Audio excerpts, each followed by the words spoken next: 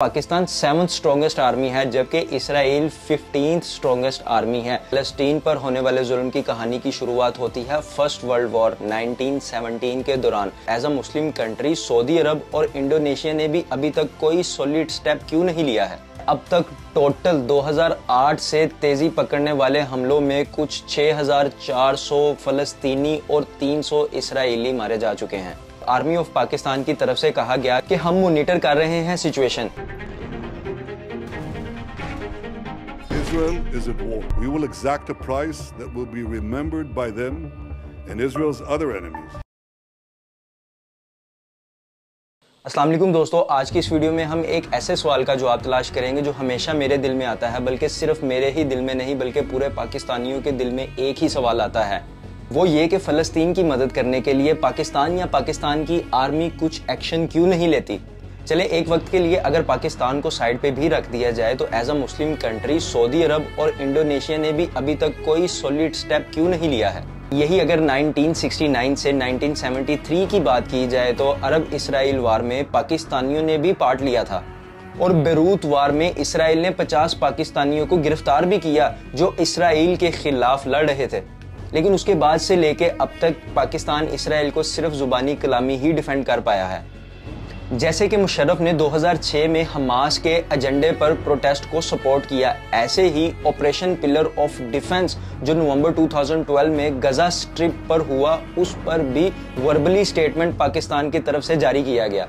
लेकिन इन सब में पाकिस्तानी आर्मी का कोई रोल या स्टेटमेंट देखने में नहीं आया। अब पाकिस्तान के कई मुस्लिम ममालिक दोस्त हैं जैसे सऊदी अरब, गल्फ कंट्रीज, तुर्की, ईरान, इंडोनेशिया वगैरह वगैरह। पाकिस्तान OIC का भी हिस्सा है। OIC का मतलब है ऑर्गेनाइजेशन ऑफ इस्लामिक कंट्रीज, जिनमें कई मुस्लिम ममालिक शामिल हैं और इनमें से एक फ़लस्तीन भी है।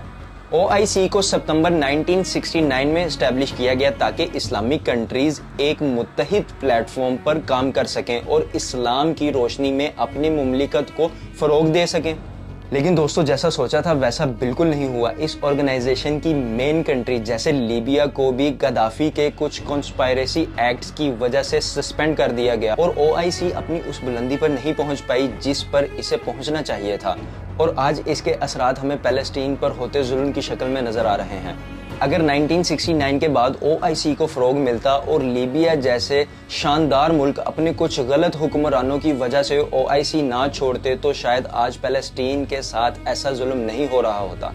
पर दोस्तों, हर जुल्म की एक कहानी होती है। फ़लस्तीन पर होने वाले जुल्म की कहानी की शुरुआत होती है फर्स्ट वर्ल्ड वॉर 1917 के दौरान, जब ब्रिटेन ने एक डिक्लेरेशन पास की जिसमें इसराइल को एक स्टेट का दर्जा दिया गया।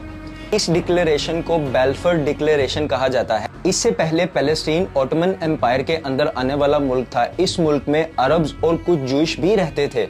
फिर वर्ल्ड वॉर 2 और होलोकॉस्ट के बाद इसराइलियों ने आज तक के लिए एक नया मुल्क बनाने की कोशिशें शुरू की और यूं पैलेस्टाइन की सरजमीन पर इनकी आमद का पहला कदम रखा गया। अब दोस्तों, इसी दौरान फ़लस्तीनियों और इसराइलियों के दरमियान झड़पें भी होती रहीं। इनमें से सबसे खतरनाक हमला इसराइल ने 9 मई 1948 में किया जब इन्होंने एक फ़लस्तीनी गांव पर हमला किया जहां पर सिर्फ 600 के करीब लोग रहते थे।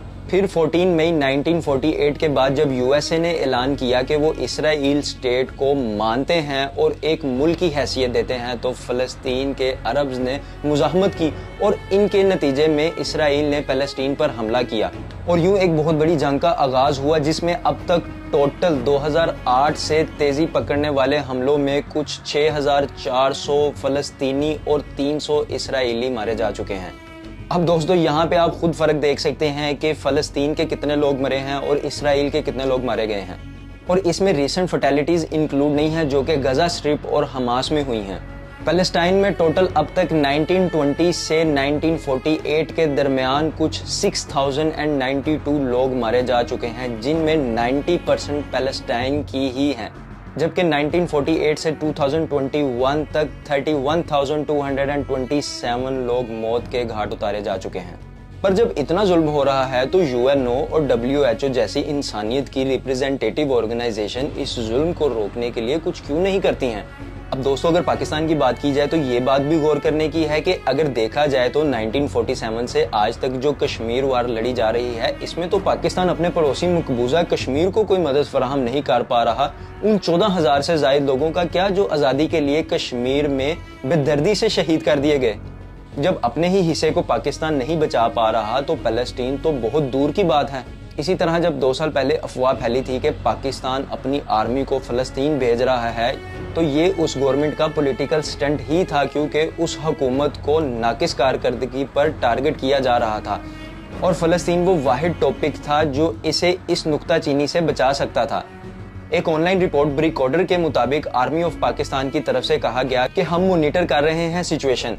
एक और जगह पे स्टेटमेंट आया कि हमें सिर्फ बढ़ती हुई मौत और लोगों के मर जाने का डर है। अब अगर स्टेटमेंट को देखा जाए तो ये शायद बहाना भी लगती है और शायद सच भी हो, अल्लाह बेहतर जानता है। दोस्तों इसी तरह एक इंटरनेशनल राइटर ने स्टेटमेंट दिया है कि पाकिस्तान अगर अपनी आर्मी पैलेस्टाइन भेजता है तो ये बहुत बड़ी बेवकूफ़ी है, क्योंकि इसराइल के पास बहुत अच्छी जंगी हथियार मौजूद हैं और पाकिस्तान अगर आज पैलेस्टीन को सपोर्ट करता है तो कल बलूचिस्तान और सिंध में बैठे एक्सट्रीमिस्ट ग्रुप को सपोर्ट करके इसराइल उनके अलग मुल्क बनाने का प्लान को भी सपोर्ट करेगा, जो कि एक रिवेंज के तौर पर होगा।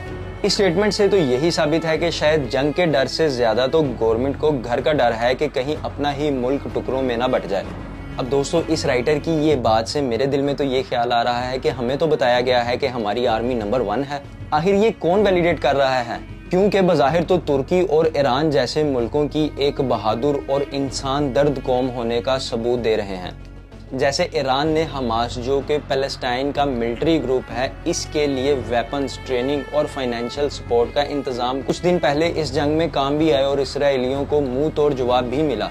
इसी तरह तुर्की ने भी कई बार फूड और दूसरी चीज़ें भी फराहम की हैं, जबकि पाकिस्तानियों के पास स्लोगन्स और प्रोटेस्ट के अलावा और कोई रास्ता नहीं है। दोस्तों अगर फैक्ट्स एंड फिगर की बात की जाए तो पाकिस्तान के पास जो आर्मी मौजूद है उसमें 5 लाख के करीब आर्मी ऑफिसर्स एक्टिवली मौजूद हैं, जबकि इसराइल के पास 1,59,500 ऑफिसर्स मौजूद हैं और इनकी आर्मी का बजट 24 बिलियन US डॉलर है। अगर पाकिस्तान से कंपेयर किया जाए तो पाकिस्तान 7th स्ट्रॉन्गेस्ट आर्मी है, जबकि इसराइल 15th स्ट्रॉन्गेस्ट आर्मी है।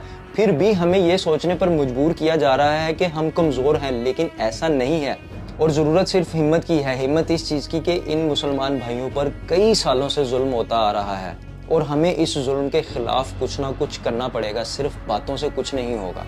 और मुझे उम्मीद है कि हमारी आर्मी में वो जज्बा और वो कैपेबिलिटीज़ भी पाई जाती हैं। दोस्तों जहाँ तक इंटरनेशनल मीडिया की बात की जाए तो उन्होंने हमेशा से ही इसराइल को ही सपोर्ट किया है और दोस्तों हम सब दुआ करते हैं कि अल्लाह जालिम को जल्द से जल्द पकड़ में लेकर आए, आमीन।